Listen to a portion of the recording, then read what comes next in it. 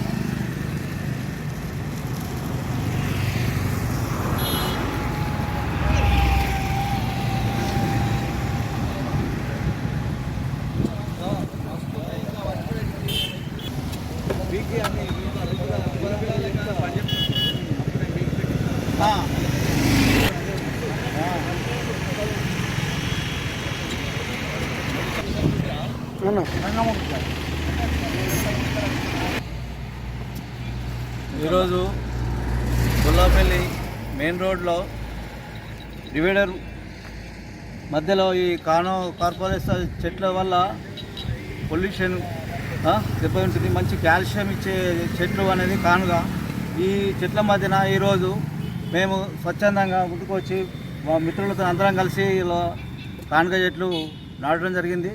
ఈ కానుగ చెట్ల వల్ల మంచి ఆక్సిజను, మంచి నీడనిచ్చే చెట్లు, చల్లదనాన్ని ఇచ్చే చెట్లు కాబట్టి ఇలాంటి చెట్లను ఇంకా ముందుగా చాలామంది నాటాలని, ఇంకోరకైనా అవసరం ఉంటే మా దగ్గర మొక్కలు కూడా ఉన్నాయి, ఫ్రీగానే ఆ మొక్కలు పంపిణీ చేస్తాము. ఎవరైనా వచ్చి తీసుకెళ్ళచ్చు.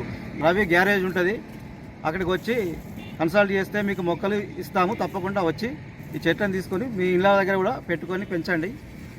అందరికీ మంచి ఆక్సిజన్, స్వచ్ఛమైన పర్యావరణాన్ని కాపాడాలని కోరుకుంటున్నాను. స్వచ్ఛమైన ఆక్సిజన్ కోసం కానుగ చెట్లు మా దగ్గర ఉన్నాయి కాబట్టి స్వచ్ఛమైన గాలి, స్వచ్ఛమైన వాతావరణం కోసం ఉండాలని చెప్పి ఈ కానుగ చెట్లు మొక్కలు నాటడం జరిగింది. ఫ్యూచర్లో కూడా భవిష్యత్తులో నాటడం అని చెప్పి కూడా చెప్పుకుంటున్నాం.